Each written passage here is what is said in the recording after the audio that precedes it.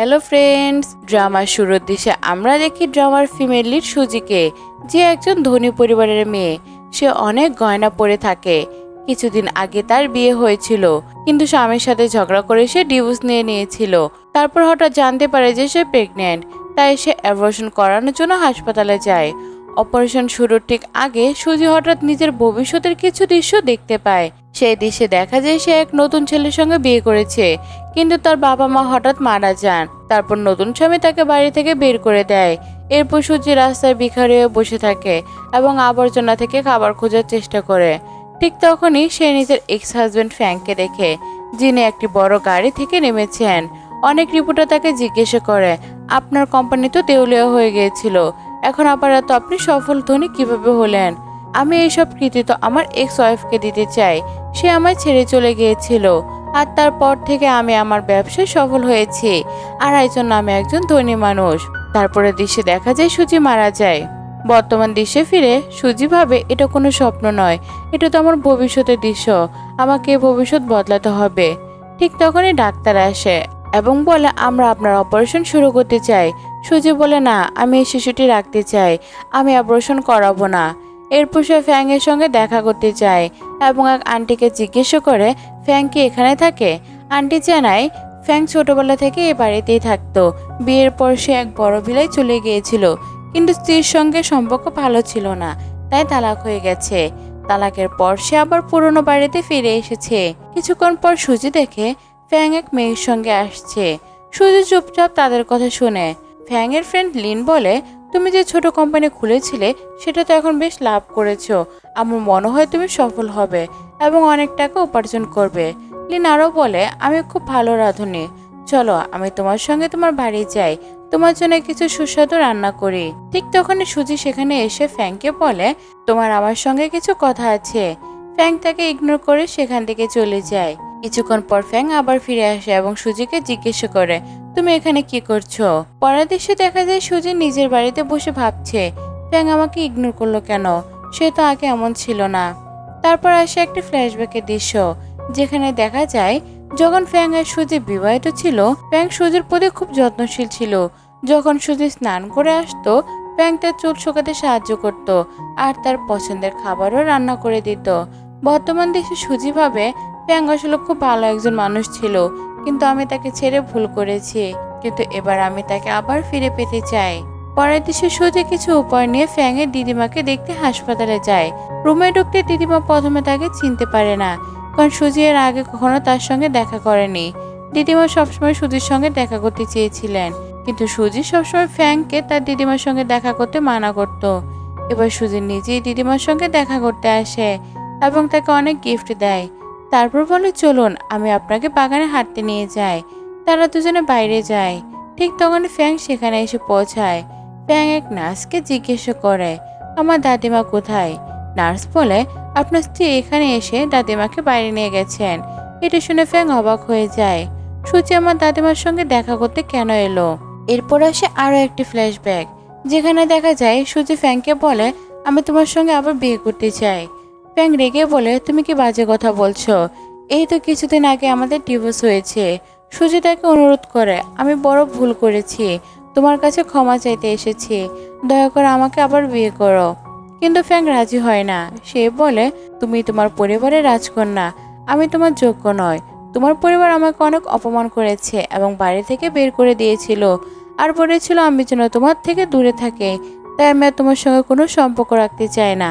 তখন সুজি ফ্যাংকে জড়িয়ে ধরে বলে, দয়া করে আমাকে ক্ষমা করো, আমি আর কখনো তোমার থেকে দূরে যাব না। কিন্তু ফ্যাং এ কোনো কথা শুনে না এবং তাকে চলে যেতে বলে। বর্তমান দৃশ্যে সুজি দিদিমাকে নিয়ে পার্কে ঘুরছে। কিছুক্ষণ পর সে বলে, আমাকে একটু ওয়াশরুমে যেতে হবে, আপনি এখানে থাকুন, আমি এখনই আসছি। কিন্তু ফিরে এসে দেখে দাদিমা সেখানে নেই।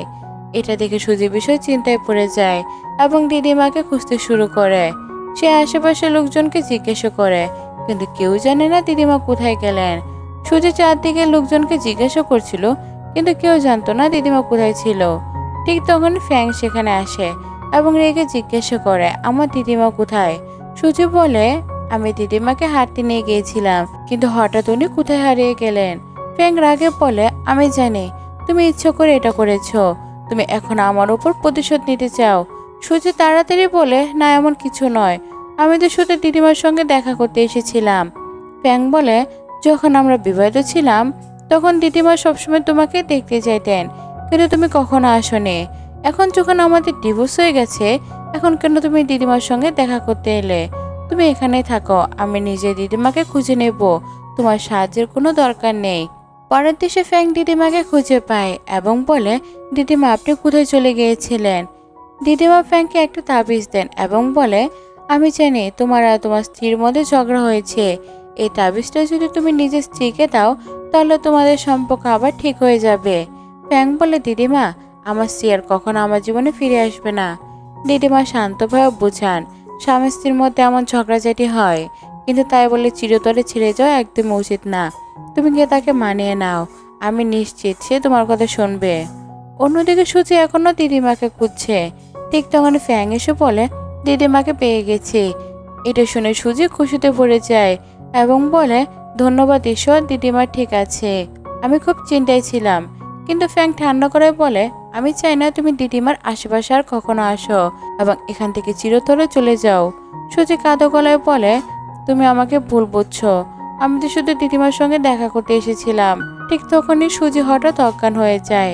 ফ্যাং তাকে নিজের বাড়িতে নিয়ে যায়। কিছুক্ষণ পর সুজি জেগে ওঠে এবং দেখে সে ফ্যাং এর বাড়িতে আছে। সে উঠে বসে বলে, আমার পায়ে তুমি ব্যান্ডেজ বেঁধেছ। ফ্যাং বলে, না আমি কিছু করিনি, এটা নার্স লাগিয়েছে। সুজি মুচকি এসে বলে, আমি জানি তুমি মিথ্যা বলছো। এরপর আসে একটি ফ্ল্যাশব্যাকের দৃশ্য। সুজির পায়ে আঘাত লেগেছিল। ফ্যাং খুব যত্ন নিয়ে তার ব্যান্ডেজ করেছিল। সুজি তখন বলেছিল, তুমি নিজে আমার চিকিৎসা করছো কেন? আমি যখন অসুস্থ হয়ে আমার বাবা আমাকে বড় হাসপাতালে নিয়ে যান। তুমি তো খুব গরিব। কিন্তু ফ্যাং এত রাগ না করে বলেছিল, আমি তোমাকে খুব ভালোবাসি, বিশ্বাস করো আমি তোমার সবসময় অনেক বেশি যত্ন নেব। বর্তমান দেশে সুজি বলে, আমি জানি এই ব্যান্ডেজটা তুমিই লাগিয়েছো। ফ্যাং ঠান্ডাভাবে বলে, আমাদের মধ্যে এখন আর কোনো সম্পর্ক নেই, তাই দয়া করো তুমি আর কখনো আমার সাথে দেখা করতে এসো না। সুজি কাঁপা গলায় বলে, তুমি এমন করে কথা বলছো কেন? সুজি বলে, আমি তোমার সঙ্গে আবার বিয়ে করতে চাই। আমি বেঞ্জিং ছেড়ে সাংহাইয়ে যাচ্ছি, সেখানে গিয়ে নিজের কোম্পানি শুরু করব। সুজি অবাক হয়ে বলে, তুমি শহর ছেড়ে কেন যাচ্ছ? আমার বাবা খুব ধনী মানুষ, তিনি তোমাকে নতুন কোম্পানি শুরু করতে সাহায্য করবে। সবকিছু ফেলে অন্য শহরে যাওয়ার কি দরকার তোমার? আর দিদিমাও তো অসুস্থ, হাসপাতালে ভর্তি আছে, তুমি তাকে ছেড়ে কিভাবে যাবে? ফ্যাং ঠান্ডাভাবে বলে, তোমার আমার দিদিমার চিন্তা করার কোনো দরকার নেই। আমি দিদিমাকে নিজের সঙ্গে নিয়ে যাব এবং তার যত্ন নিতে পারবো। তুমি এখন এখান থেকে চলে যাও। সুজি রাগ করে বেরিয়ে যেতে থাকে, কিন্তু ফ্যাং তাকে থামিয়ে বলে, বাইরে খুব বৃষ্টি হচ্ছে, একটা ছাতা নিয়ে যাও। সুজি ছাতা নিতে অস্বীকার করে এবং বলে, না আমি এভাবেই যাব। এরপর সুজি বাড়ির বাইরে বের হয় এবং সেখানে লিনের সঙ্গে দেখা করে। লিন বলে, তোমার এখন ফ্যাংয়ের জীবনে ফিরে আসার কোনো দরকার নেই, এখন আমি ওর যত্ন নিতে পারবো। ও আমার সঙ্গে সাঁয়ে যাচ্ছে আর আমরা একসঙ্গে নতুন কোম্পানি শুরু করতে যাচ্ছি, তাকে তোমার কোনো প্রয়োজন নেই। সুজি দৃষ্টকণ্ঠে বলে, তুমি যা খুশি করো, কিন্তু ফ্যাং আমার এক্স হাজব্যান্ড, আমি তাকে আবার বিয়ে করব। লিন এসে বলে, এটা শুধু তোমার স্বপ্নই হয়ে থাকবে, বাস্তবে সম্ভব নয়। এরপর লিন ভিতরে গিয়ে ফ্যাং এর সঙ্গে দেখা করে আর সুজি হতাশ হয়ে সেখান থেকে চলে যেতে থাকে। হঠাৎ সে দেখে ফ্যাং জানলার পাশে দাঁড়িয়ে তাকে দেখছে, কিন্তু কিছুক্ষণ পর সে জানলা বন্ধ করে ফেলে। লিন বলে, চলো, আমাদের এয়ারপোর্টের জন্য দেরি হয়ে যাচ্ছে। এটা দেখে সুজি ভীষণ মন খারাপ করে ফেলে এবং প্রবল বৃষ্টির মধ্যে রাস্তায় হাঁটতে থাকে। ঠিক তখনই তার ড্রাইভার ফোন করে জিজ্ঞাসা করে, আপনি কোথায় আছেন ম্যাডাম? আমি আপনাকে বাসায় নিতে আসবো। কিন্তু সুজি বলে, তার দরকার নেই, আমি নিজে বাড়ি চলে যাব। সে হাঁটতে হাঁটতে ভাবে, ফ্যাং সত্যি আমার উপর রেগে গেছে, আমার মনে হয় না সে এত সহজে আমাকে ক্ষমা করবে। ঠিক তখনই ফ্যাং এর গাড়ি পাশ দিয়ে যায়। সে এয়ারপোর্টের দিকে যাচ্ছিল। হঠাৎ তার চোখে পড়ে সুজি বৃষ্টির মধ্যে ভিজে রাস্তায় হাঁটছে।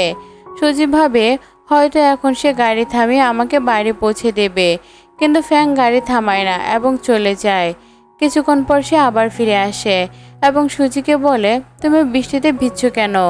এটাও তো তোমার কোনো নতুন নাটক। সুজি বলে, না, আমি কোনো নাটক করছিলাম না, আমি শুধু তোমার জন্য অপেক্ষা করছিলাম, আমি তোমার সঙ্গে কথা বলতে চেয়েছিলাম।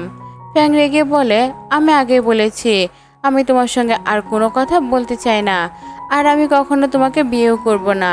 তাহলে তুমি কেন বারবার আমাকে ডিস্টার্ব করছো? সুজি অনুনয় করে বলে, আমি শুধু এক রাত তোমার বাড়িতে থাকতে চাই, দয়া করে আমার সঙ্গে বাড়ি চলো। ফ্যাং অবশেষে সুজির কথা মানে এবং তাকে নিজের বাড়িতে নিয়ে আসে। পরের দিন ফ্যাং সুজিকে বলে, তুমি বৃষ্টিতে অনেক ভিজে গেছো, তাই গোসল করে নাও। তারপর ফ্যাং নিজেই তার কাপড় এনে দেয় এবং বলে, তোমার কাপড় ভিজে গেছে, তাই আপাতত এটা পরে নাও। সুজি গোসল সেরে ফ্যাং এর কাপড় পরে আয়নায় নিজেকে দেখে এবং ভাবে, জীবনে এই প্রথম আমি ফ্যাং এর কাপড় পরেছি, কিন্তু কেন যেন খুব ভালো লাগছে। এরপর সে বাথরুম থেকে বেরিয়ে ফ্যাংকে খুঁজতে থাকে, কিন্তু তাকে কোথাও পায় না। ঠিক তখনই ফ্যাং ফিরে আসে। সুজি বলে, আমার মনে হলো তুমি আমাকে ছেড়ে চলে গেছো। ফ্যাং হেসে বলে, তোমার চুল ভিজেছিল, তাই আমি তোমার জন্য ব্লো ড্রায়ার কিনতে গিয়েছিলাম। সুজি তখন বলে, আমি এটা চালাতে জানি না, তুমি কি আমার চুল শুকাতে সাহায্য করবে? ফ্যাং বলে, এটা চালানো খুব সহজ, আশা করি তোমাকে সাহায্য করতে হবে না। সুজি কষ্ট পেয়ে বলে, তুমি আমাকে এভাবে ইগনোর কেন করছো? ফ্যাং শান্তভাবে বলে, তুমি বেঞ্জিংয়ের রাজকন্যা, তোমার পরিবার ধনী, আমি চাই না তোমাকে আবার আমার জীবনে এলে গোলমাল করে। তুমি একবার আমাকে ডিভোর্স দিয়েছো, আমরা আলাদা দুনিয়ার মানুষ, তাই তুমি তোমার দুনিয়ায় ফিরে যাও। সুজি কান্না ভরা চোখে বলে, আমি সত্যি ক্ষমা চাইতে এসেছি, দয়া করে আমাকে মাফ করো এবং তোমার জীবনে ফিরিয়ে নাও। কিন্তু ফ্যাং একটা কথাও না শুনে চলে যায়। পরের সকালে সুজি জেগে ওঠে। তখন তার বান্ধবী ফোন করে জানতে চায়, তুমি সারা রাত কোথায় ছিলে? সুজি বলে, আমি তো মা বাবাকে বলিনি যে আজ রাতে বাইরে থাকবো, তারা কি তোমাকে ফোন করেছে? এখনো করেনি, কিন্তু তুমি তাড়াতাড়ি বাড়ি ফিরে যাও। সুজি তখন বলে, আমি আমার এক্স হাজব্যান্ড ফ্যাংয়ের বাড়িতে ছিলাম, তার সঙ্গে রাত কাটিয়েছি, কিন্তু সে আমাকে সম্পূর্ণ ইগনোর করছে। বান্ধবী বলে, সে এখন রেগে আছে, কিন্তু তুমি যদি সত্যি চেষ্টা করো সে অবশ্যই শুনবে, কারণ সে তোমাকে ভালোবাসে। কিছুক্ষণ পর লিন সেখানে আসে এবং বলে, তুমি ফ্যাংয়ের বাড়িতে কি করছো? সুজি বলে, সে একসময় আমার হাজব্যান্ড ছিল, তাই আমি আসতে পারি। লিন বলে, সে এখন তোমার এক্স, তাই তোমার এখন এখানে থাকা উচিত না। তারপর লিন আরও বলে, আমি পুরো রাত ফ্যাংয়ের সঙ্গে প্রজেক্টে কাজ করেছি, আমি কোম্পানি গড়তে ফ্যাংয়ের অনেক সাহায্য করছি এবং আমরা দুজনে মিলে আমাদের ব্যবসাকে খুব সুন্দরভাবে সফল করতে চাই। তুমি যদি এভাবে আমাদের ডিস্টার্ব করো তাহলে আমাদের মনোযোগ হারাবো এবং কোম্পানির ক্ষতি হতে পারে। এই কথা শুনে সুজি লিনের কাছ থেকে বিজনেস প্ল্যানের কাগজগুলো নিয়ে নেয় এবং বলে, তোমার ফ্যাংকে সাহায্য করার কোনো দরকার নেই, আমি একাই তার জন্য যথেষ্ট। লিন রেখে গিয়ে সেখান থেকে চলে যায়। সুজি কাগজগুলো দেখে বুঝে ফেলে যে ফ্যাং হানসি গ্রুপ সিইও এর সঙ্গে দেখা করতে যাচ্ছে। সেভাবে আমাকেও ফ্যাংয়ের সাহায্য করতে হবে, আমি নিজে লির সঙ্গে দেখা করব। অন্যদিকে ফ্যাংয়ের এক বন্ধু আসে এবং বলে, শুনেছি তুমি নাকি আবার তোমার এক্স ওয়াইফের সাথে দেখা করছো। ফ্যাং অবাক হয়ে বলে, তোমাকে এসব কে জানালো? বন্ধু বলে, গত রাতে তোমার স্ত্রীকে তোমার বাড়িতে দেখেছিলাম, তাই ঢুকিনি, ভাবলাম তোমাদের ডিস্টার্ব হবে। ফ্যাং বলে, এখন আমরা এক ব্যবসায়িক মিটিংয়ে আছি, তুমি পরে এসো। বন্ধু বলে, হাংসি গ্রুপের সিইও লি তো তোমার পুরনো শত্রু, তার সাথে ডিল করতে চাও কেন? ফ্যাং বলে, আমি লির সঙ্গে কোনো আসল ডিল করতে যাচ্ছি না, সে নিজের কোম্পানি বড় ফ্রড করছে, আমি সেটা প্রমাণ করে তাকে পুলিশের হাতে তুলে দিতে চাই, তাই আমি নকল বিজনেস অফার দিয়ে তাকে ফাঁদে ফেলবো। অন্যদিকে সুজি হাংসি গ্রুপের সিইও লির সঙ্গে দেখা করতে চায় একটি ক্লাবে। লি তাকে দেখে খুব খুশি হয় এবং বলে, এসো আরামে বসে কথা বলি, আমি তোমাকে সব বুঝিয়ে বলবো। লি জিজ্ঞেস করে, তোমার স্বামী কি এসেছে? সুজি বলে, না, আমি আমার স্বামীর পক্ষ থেকে এসেছি, আপনি যদি আমাদের প্ল্যান পছন্দ করেন তাহলে দয়া করে আমাদের সাথে কন্ট্যাক্ট করুন। এরপর লি সুজিকে এক ঘরে নিয়ে যায় এবং বলে, চলো একটি বিল্ডার্স গেম খেলি। সুজি বলে, আমি তো খেলতে জানি না, কিন্তু লি ওর কাছ থেকে ফ্ল্যাট করতে শুরু করে। ঠিক তখনই ফ্যাং এসে পড়ে এবং রেগে বলে, তুমি আমার স্ত্রীর সঙ্গে এমন অসভ্যতা করতে পারো না। লি হাসতে হাসতে বলে, শুনেছিলাম তোমাদের ডিভোর্স হয়ে গেছে, তাহলে তুমি এখন কেন এত পসেসিভ হচ্ছ? ফ্যাং তখন বলে, তোমার যদি সত্যি বিলিয়ার্ড খেলার ইচ্ছে হয় তাহলে আমি তোমাকে শিখিয়ে দেই। তারপর ফ্যাং সুজিকে খেলা শেখায় এবং তারা দুজনেই দারুণ খেলে। লি অবাক হয়ে বলে, তোমরা তো গেমটা জিতে গেলে, কিন্তু এর মানে এই নয় যে আমি তোমাকে কোনো ব্যবসায়িক প্রজেক্ট দিতে যাচ্ছি। এই কথা শুনে ফ্যাং রেগেছে এবং বলে, আমি এমনি তো তোমার সাথে কোনো ব্যবসা করতে চাই না, তারপর ফ্যাং লির মধ্যে মারামারি শুরু হয়। লির আগে ফ্যাংয়ের মাথায় বোতল মেরে দেয়। ফ্যাং ক্ষিপ্ত হয়ে ওঠে এবং লিকে মেরে ফেলে এবং সেখান থেকে সুজিকে নিয়ে চলে যায়। পরের দৃশ্য দেখা যায় ফ্যাং নিজের বাড়িতে বসে আছে। সুজি বলে, তুমি আমাকে বাঁচাতে গিয়ে লির সঙ্গে মারামারি কেন করলে? ফ্যাং বলে, তুমি ভুল বুঝছো, তোমার জন্য আমি কিছু করিনি। তোমার জায়গায় অন্য কেউ থাকলে আমি সেম কাজ করতাম। সুজি কষ্ট পেয়ে বলে, তুমি আমাকে কেন ইগনোর করছো? ফ্যাং বলে, আমি তোমাকে ইগনোর করছি না, কিন্তু আমি আর তোমাকে আমার জীবনে ফিরিয়ে নেব না। এমন সময় দুজনের মধ্যে এক রোমান্টিক মুহূর্ত তৈরি হয়, কিন্তু হঠাৎ সুজি দূরে সরে যায়। সে বলে, আমি তোমাকে কিস করতে পারবো না, ডাক্তার আমাকে নিষেধ করেছে। ফ্যাং অবাক হয়ে জিজ্ঞেস করে, তুমি কি বলছো? সুজি মনে মনে ভাবে, আমি ফ্যাংকে এটা বলতে পারবো না যে আমি প্রেগনেন্ট। যদি আমি এটা বলি তাহলে সে আমাকে অপারেশন করতে বাধ্য করবে। তারপর সে বলে, আমার শরীরটা ভালো লাগছে না, তাই এখন রোমান্স করতে ইচ্ছা করছে না। ফ্যাং বলে, তাহলে আমি তোমাকে বাড়ি পৌঁছে দেই। কিন্তু সুজি জেদ করে এবং বলে, আমি আজ রাতে তোমার সঙ্গেই থাকবো। ফ্যাং রাজি হয় না এবং বলে, না চলো আমার সঙ্গে, আমি তোমাকে বাড়ি পৌঁছে দেব। পরের দিকে দুজনে রাস্তায় হাঁটছে। হঠাৎ একটা গাড়ি দ্রুত চলে আসে। ফ্যাং সুজিকে টেনে পাশে সরিয়ে দেয়। সুজি ভয় পেয়ে তাকে জড়িয়ে ধরে। ফ্যাং বলে, তুমি কি করছো? সুজি বলে, আমি তোমাকে আগেও বলেছি আমি তোমার সাথে আবার বিয়ে করতে চাই। ফ্যাং বলে, আমিও তো বলেছি তোমাকে, আমি আর তোমাকে দ্বিতীয় কোনো সুযোগ দিতে চাই না। সুজি বলে, আমি ফিরে আসার পর দেখেছি তুমি সবসময় আমার খেয়াল রাখো। যখন আমি বিপদে পড়ি তুমি আমার পাশে থাকো, তাহলে আমাকে স্বীকার কেন করছো না যে তুমি এখন আমাকে ভালোবাসো? ফ্যাং শান্তভাবে বলে, তোমার বাবা মা কখনো আমাকে গ্রহণ করবেন না। ওরা একবার আমাদের ডিভোর্স করিয়ে নিয়েছে, আর তুমিও তার সঙ্গে সুখে থাকতে পারবে। আমার সাথে তুমি কখনোই সুখী হবে না। আমার ব্যবসা এখনো ঠিকভাবে দাঁড়ায়নি, তাই আমি আমার জীবনে নতুন করে কোনো ঝামেলা আনতে চাই না। সুজি বলে, আমার বাবা মা তো অনেক ধনী, তারা তোমাকে ব্যবসায় সাহায্য করবে। ফ্যাং বলে, আমার কারো সাহায্য দরকার নেই, আমি নিজেই সফল হতে পারবো। এখন তুমি বাড়ি ফিরে যাও। পরের দৃশ্যে দেখা যায় সুজি বাড়ি ফিরে এসে বলে, দুঃখিত মা বাবা, আসতে দেরি হয়ে গেল। তখন তারা রেগে গিয়ে বলে, তুমি এত দেরি কেন করলে? আর তুমি ক্লাবে লির সঙ্গে এরকম আচরণ কেন করছিলে? আমি তো ওর সাথে বিজনেস প্ল্যান আলোচনা করতে গিয়েছিলাম। তখন সুজির বাবা তাকে বলে, আমি জানি তোমার এক্স হাজব্যান্ড ফ্র্যাঙ্ক সেখানে গিয়েছিল, আর চীনের ওই ধনী পরিবারের ছেলেটা লির সাথে অর্থনৈতিকভাবে খারাপ আচরণ করেছে। তোমার বিরুদ্ধে ওর বাবা আমাকে ফোন করে অভিযোগ করেছে এবং তারা চাচ্ছে তুমি লির কাছে গিয়ে ক্ষমা চাও। সুজি বলে, আমি ভুল কোনো কাজ করিনি, তাহলে আমি কেন গিয়ে ক্ষমা চাইবো? তার বাবা বলেন, কাল তোমাকে একটা ডেটে যেতে হবে, আমি তোমার বিয়ে একটা ছেলের সঙ্গে ঠিক করে দেব। সুজি অবাক হয়ে বলে, আমি কোনো ডেটে যাব না, আমি কারোর সাথে বিয়েও করব না। সুজির মা তাকে বোঝায়, তোমার বাবা তোমার মঙ্গলের চিন্তা করে এগোচ্ছে, আমাদের পরিবারের ব্যবসা ভালোভাবে দাঁড়ায়নি। আর যদি তুমি অন্য ধনী ছেলেদের সাথে বিয়ে না করো তাহলে তোমার ভবিষ্যৎ নিরাপদ কিভাবে হবে? তাই তোমাকে এই কথাটা ভাবতে হবে যে তোমার ভবিষ্যতের জন্য হলেও তোমাকে এখন বিয়ে করা উচিত ধনী ছেলেদের সাথে। সুজির বাবা জোর দিয়ে বলে, যা কিছু করো না কেন, কাল তো অবশ্যই তোমাকে বাইন ডেটে যেতে হবে। পরের দিন সুজি তার মা বাবার সাথে সেই ছেলের পরিবারের কাছে যায়। ঠিক তখনই শাও এসে পৌঁছায়।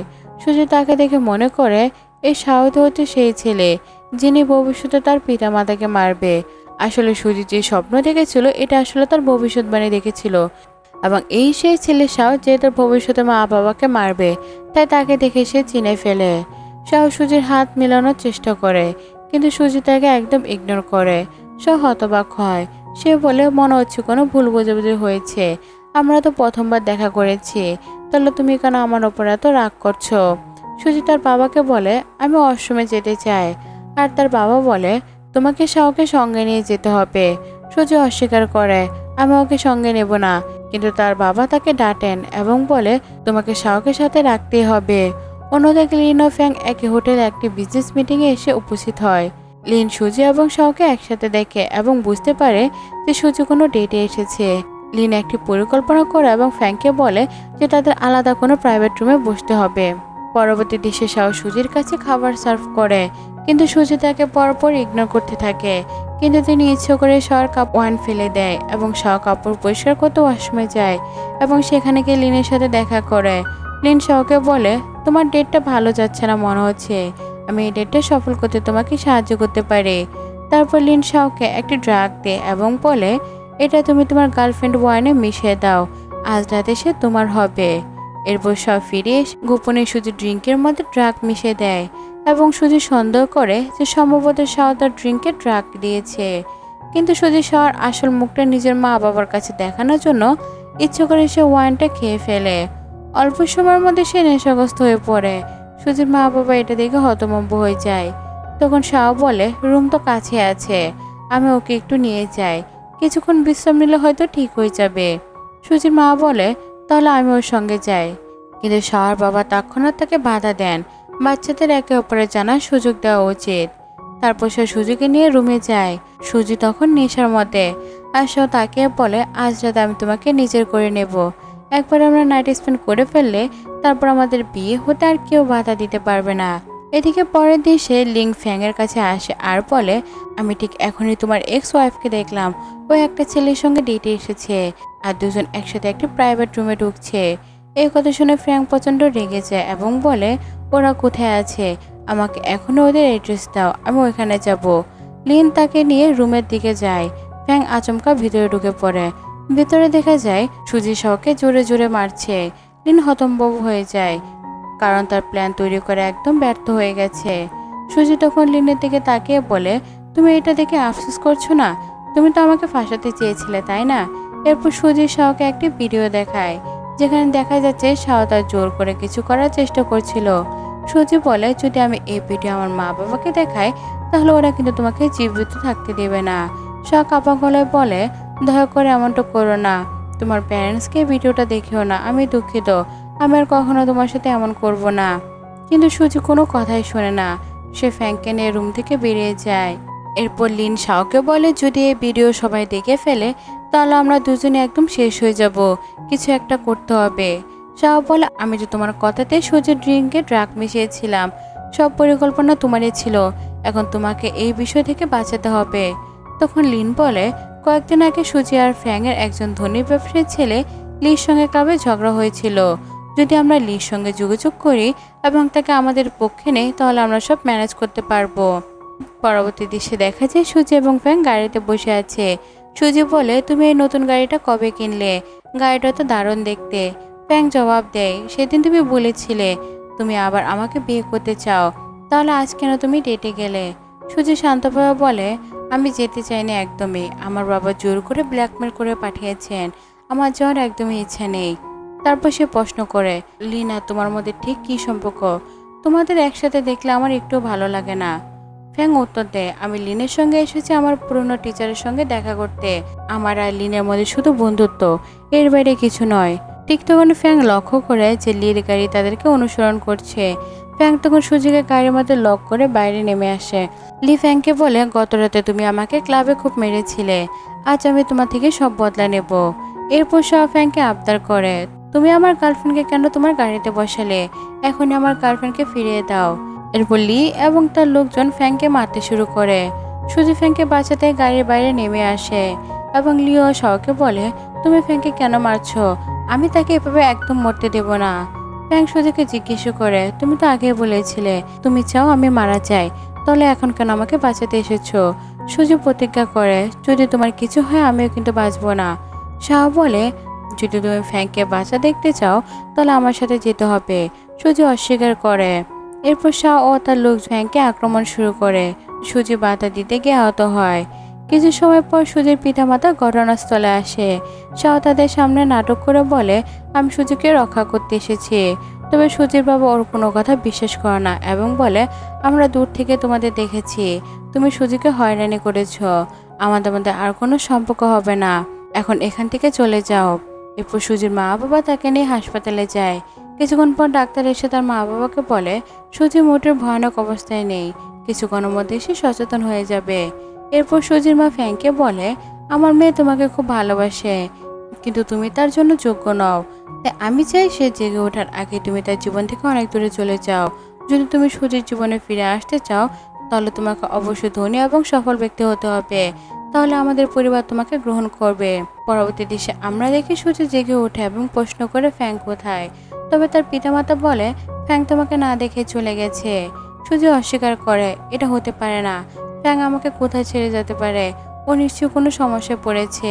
তখন সুজির বাবা তাকে বকতে থাকে এবং বলে, ফ্যাং এবং তুমি তো আলাদা জগতের লোক, সে তোমাকে ছেড়ে গেছে এবং সে আর কখনো তোমার জীবনে ফিরে আসবে না। এরপর সুজি ফ্যাংকে অনেকগুলো মেসেজ পাঠায়, কিন্তু ফ্যাং একটাও রিপ্লাই দেয় না।